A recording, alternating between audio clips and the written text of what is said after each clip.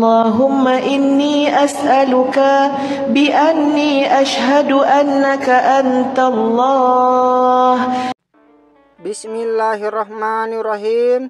Assalamualaikum warahmatullahi wabarakatuh.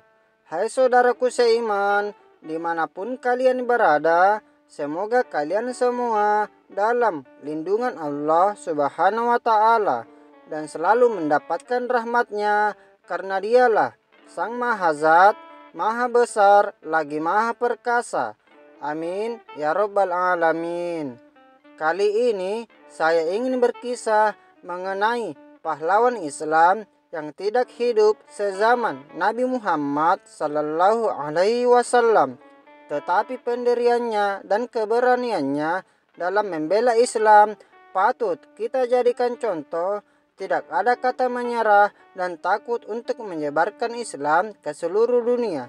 Tinggal sabar, ikhlas, dan menyerahkan semuanya kepada Sang Khalik, yaitu Allah Subhanahu wa ta'ala.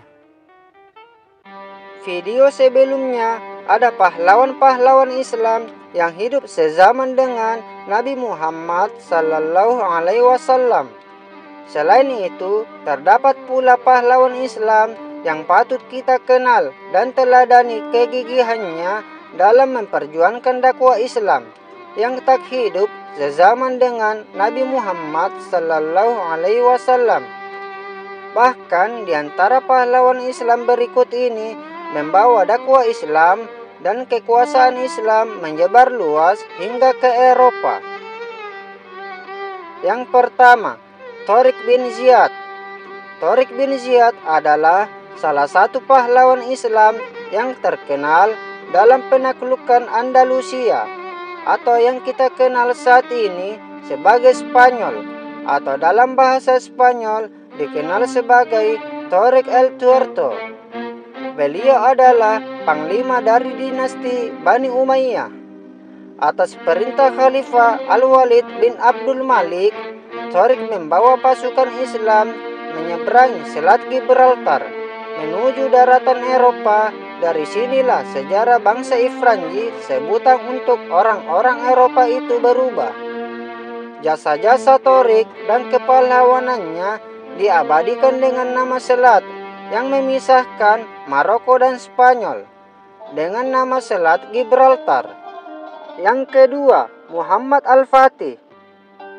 Muhammad Al-Fatih dikenal sebagai penakluk Konstantinopel, atau yang kita kenal sekarang adalah kota Istanbul di Turki.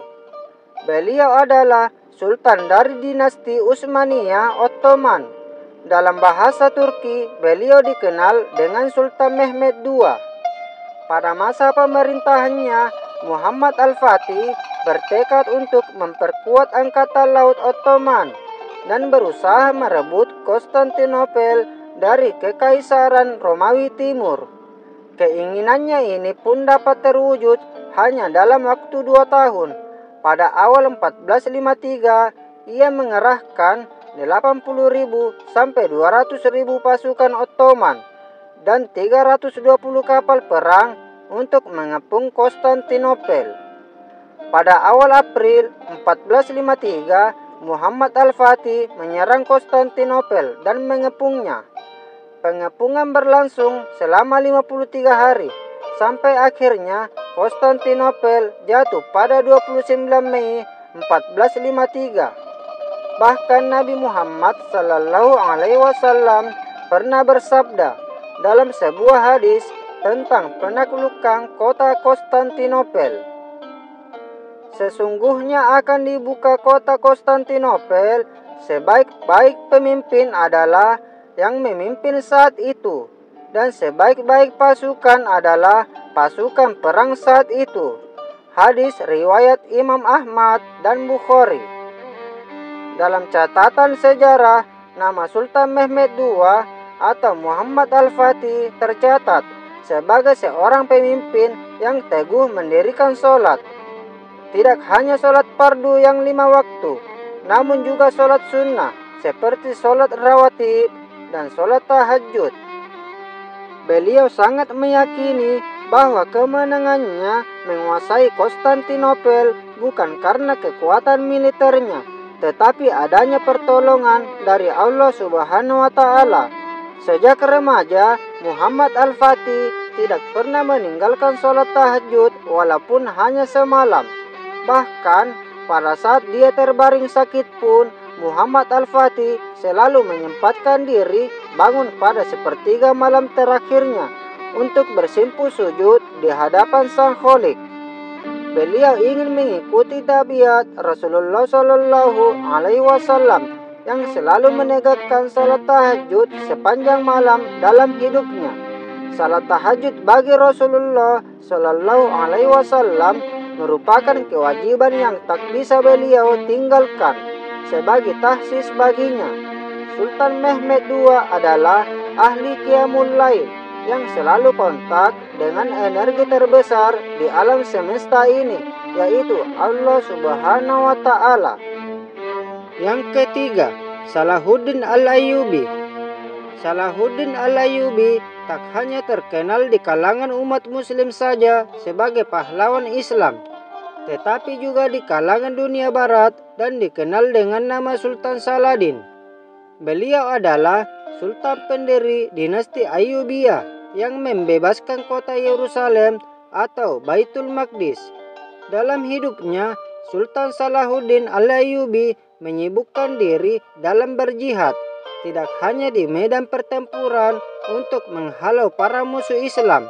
Ia juga berjihad mewujudkan kesejahteraan rakyat, misalnya dengan cara membangun rumah-rumah sakit, sekolah-sekolah, serta masjid-masjid di seluruh daerah kekuasaannya. Jasa terbesar Sultan Salahuddin Al-Ayyubi adalah membebaskan Masjid Al-Aqsa dan mengusir tentara salib dari Baitul Maqdis sekitar tahun 1217 hingga 1221 Masehi. Pada saat itu, beliau segera memerintahkan pemugaran kota suci itu. Baitul Maqdis dan kubah batu dibersihkannya dari simbol-simbol yang menyalahi tauhid. Meski dikenal sebagai panglima perang, Salahuddin Al-Ayyubi lebih suka menghindari perang dan menghentikan perang secara damai, meski musuhnya telah diambang atau bahkan telah menelan kekalahan. Ia tidak membalas kejahatan pasukan salib yang membunuh setiap muslim di Yerusalem saat berhasil merebut kota suci itu lebih dari seabad sebelumnya.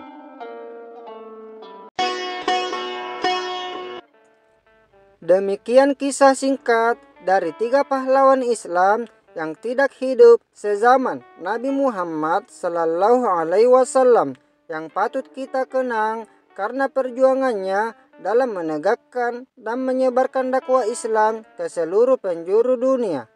Kisah kepahlawanannya bisa kita jadikan contoh dalam membangun keimanan dan ketakwaan kita kepada Allah Subhanahu wa Ta'ala di kehidupan sehari-hari. Semoga kisah ini bermanfaat dan dapat dijadikan pelajaran. Kurang lebihnya mohon dimaafkan. Yang benar semua datangnya dari Allah Subhanahu wa Ta'ala yang maha benar. Dan jika ada yang salah atau melenceng, semuanya datang dari saya pribadi tentunya.